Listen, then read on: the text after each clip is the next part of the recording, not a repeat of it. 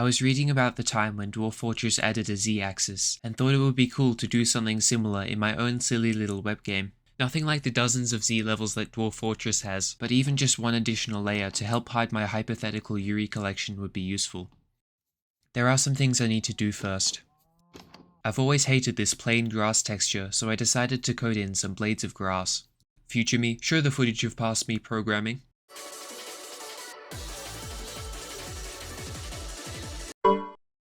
What? I didn't even know JavaScript had a memory limit. Future me, this will need a second programming montage. Alright, the grass is here now, but the frames aren't. Dear God, it's all red. You know what this needs? A third programming montage. Okay, the frames are back. And of course now the server's shitting itself. It turns out that socket.io, which is what I use for my game, is meant for React, Redux, Express.js, MongoDB, software stack, Vomit, not online web games. For example, since you are forced to send JSON, the size of your variable names affects the size of your packets, so you are incentivized to write your code like this. It also adds unavoidable overhead to everything networking related. Socket.io is garbage, and I am unable to properly communicate my disdain for it in such a short time frame, so I leave you with this evocative image. Basically, I have to write my own networking code from scratch. Future me. I've put my blood, sweat, tears, and cum into this grass, and it's beautiful. Also, reeds are basically grass, so I added those beside rivers, along with some lily pads. Next, I want to rework the combat a bit, so I brought back the guinea pig to give you a demonstration of how it is right now.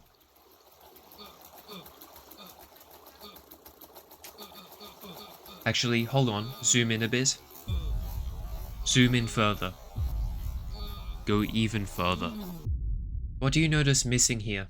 That's right, gameplay. Gameplay. Can't have a game with no gameplay. Where's the gameplay gone? Oh, what is this? What am I looking at? What's going on here? This isn't even a game. It's just people swinging swords around. This is unacceptable. Where's the game? I don't even know what I'm looking There's at. more gameplay in a bucket of cheese than in this. My pet rock could find more gameplay under a small barrel. Not even Joe could find any gameplay with this. What's this? What's this doing? Where's the gameplay? Where's the gameplay gone, man? Gameplay, where's it gone? No, where's the gameplay?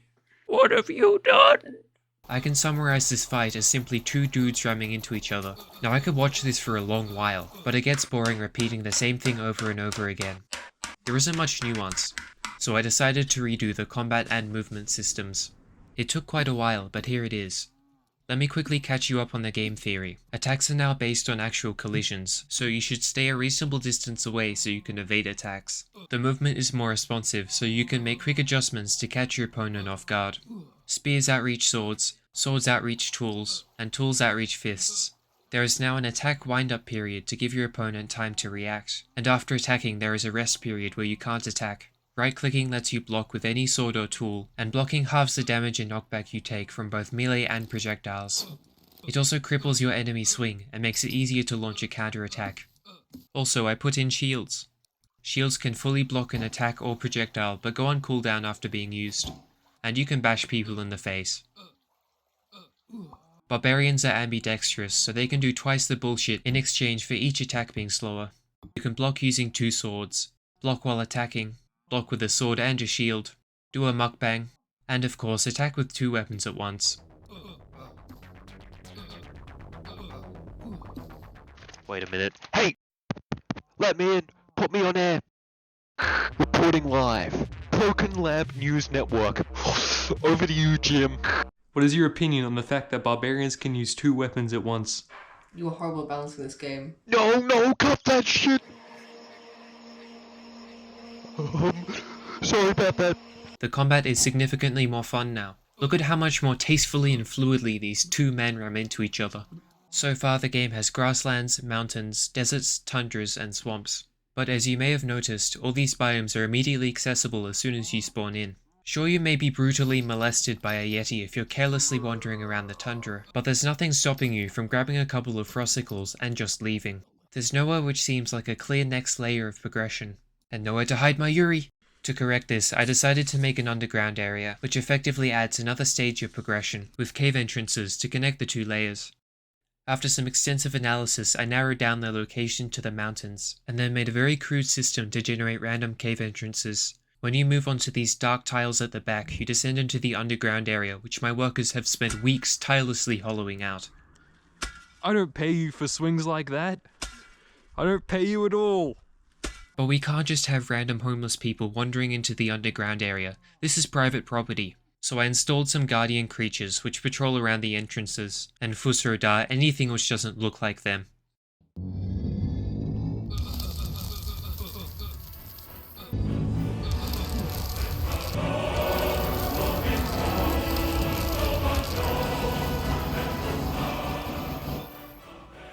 They can also summon balls near you. They can also pull one of these. They can also walk towards you, menacingly. If you manage to overcome all of that and kill them, then you can waddle into the underground layer unobstructed. Now if you actually look inside the underground layer, you'll immediately notice the nice, cozy, minimalist interior design, complemented with some warm overhead lights. But I don't want this to feel like a suburban house. I want it to feel like the French catacombs, with walls, crack addicts, and spikes everywhere. And everywhere there isn't a spike was actually an area with a spike the whole time. First I generated some caves everywhere using Perlin noise. But there's a problem. How do I get from here to here? To fix this, I could go the sane route, which is to make tunnels between inaccessible areas. But a sane person would not spend 6 months procrastinating the one thing they enjoy in life. So now pickaxes can mine bits out of walls, but really slowly. So you mine. And you mine some more. Not because you want to, but because of the brain damage from inhaling all that yummy asbestos dust. But you keep going anyway. 99% of gamblers quit before they win big. And then your tunnel caves in. Useless. In order to create a permanent tunnel, you need to brace it. Wooden bracings are good, but stone ones are better. And I think this is far cooler than the generic nerd solution of pre-created tunnels. But this is still far too appealing. This would be at least $2,000 a month in the Sydney housing market. We need to get that number down immediately. The next thing to change is the lighting. The game already has a lighting system, so I just set the underground area's ambient light level to 0. If you like seeing where you're going, you will need campfires, furnaces, or this new fire torch, which is far more portable. But they do burn away slowly if placed. I couldn't make it too easy. This alone easily knocks the rent price down to $1,000 a month. What else do you not want in your home? Water leaks. Oh, by Jove, who has done this? So like Picasso on an Adderall binge, I flung some water everywhere. Beautiful. Minus $400 a month. And we can't forget the spikes. If stalactites grow from the ceiling and stalagmites grow from the floor, what are these called? Spiky bastards. That's the internal name the program uses for them. Minus $500 a month, but we can go further. By making some slugs to crawl around the dark and absorb all your food. Hold on, I feel like this isn't how a slug is supposed to move. After some extensive analysis where I watched 3 minutes of this YouTube video, I have determined that slugs mainly move their head and the rest of their body is pulled with it.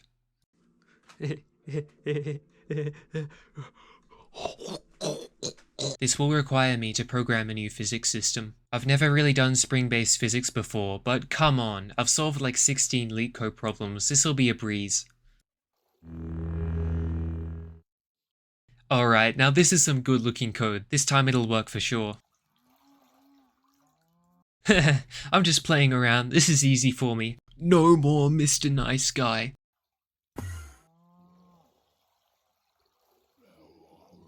Sure, here's the modified version of the... And just like that, we're back in business. First try. Also, these slugs turned out kinda pink and shiny, so I call them glurbs. If you're a psychopath and kill one of these majestic beings, you'll realize that dead glurbs drop slurb, which is the pink substance responsible for their bioluminescence. You can repurpose slurb into slurb torches, which are less luminous than regular torches but last forever. They also turn your entire base pink, and there's no way around it.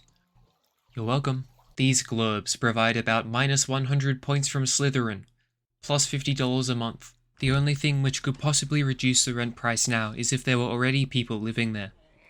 Well, you know who doesn't care for rent prices? Dwarves. That's right, we've got dwarves now. Your home's being squatted by dwarves. They're the same size as goblins, but don't share the same frail, malnourished bodies. These are hearty little fellas, and by god do they like building stuff. Just look at them go. Also, this was my first prototype for the dwarf. I forgot the name of the Pokemon it resembles, but it's ugly. There is one crippling flaw with them that I haven't addressed. Right now they have an infinite supply of wood directly into their hotbar. So what would happen if I were to remove that? Wow, I'm alive. So this is what being sentient feels like. There's this strange voice in the back of my head telling me to harvest wood and craft a totem and place that totem. No problem, inner monologue. Off I go to get some wood. Boy, I can't wait to meet all the other dwarves. Hey there, best friend. Are you a dwarf? Oh, you wanna go? You think you can take me? Ah, shit, hold on, wait a minute. I don't wanna die. That's not ideal, so I had two options. Spawn the dwarves on the surface like the rest of the tribes, or add a way to get wood directly from the underground. Since the idea of dwarves living on the surface disgusts me morally, I went with the second option. Tree roots are a pretty garbage source of wood compared to trees, but they're just enough for the dwarves to get by until they're powerful enough to take down any guardians in the cave entrance. There was also a situation where the dwarves didn't care about light levels, and so would expand their base into the pitch black, presumably using some kind of echolocation. But everyone knows dwarves can't see in the dark or echolocate, so I made lighting also exist on the server side. And now tribesmen will only expand into areas which they have lit up. But they only ever expand into the darkness by chance. If a dwarf was particularly lame, they would decide to only build around the cave entrance and never mine through the walls or place torches or do anything cool. To give them some proper motivation to get out of the house, I made mithril, which only spawns in areas very far away from cave entrances. Dwarves have an unhealthy amount of love for mithril. A, they have an addiction to the stuff on the chromosonal level, and B, it's very useful. The ore can only be mined by a tier 3 pickaxe, but after smelting it into bars it makes the only tier 4 tools and armor in the game. Look how swagged out they are, I wouldn't want to fight that. Aside from tools, I want dwarves to make machines with their mithril. This was the entire reason for the dwarves' existence in the first place, cause I have a fascination with the idea of machines making better machines recursively. This all begins with the Scrappy, the level 1 goon if you will. A Scrappy can do stuff like chop down trees and carry items, but not much else. Their cranium is rather tiny. Plus, they're not even very good at what they do. Occasionally they drop their items and trip over themselves.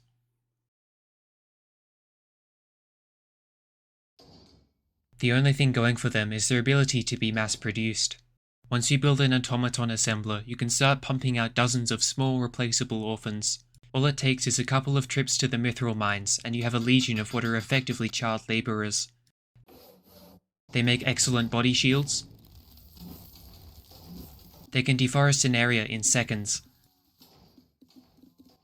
Not even ScoMo could do it like this. Scrappies take care of all the more mundane labour, leaving the dwarves free to work on higher order tasks like getting stuck in pathfinding. After making the assembler, I realised I needed a mithril related workstation, because crafting all this stuff at a workbench doesn't make any sense gameplay wise. So the mithril anvil is where you craft the assembler and mithril tools now. Next is the level 25 gooner, called the Cogwalker. Cogwalkers can do almost everything tribesmen can, including building more Cogwalkers. They still trip over themselves, although it's less common than with Scrappies.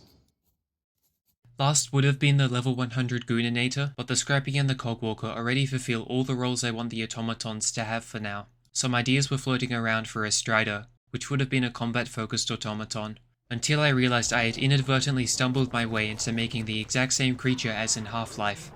Or more likely, all those lore videos subconsciously planted the seed in my mind. But maybe in the future a niche for the level 100 Gooninator will open up.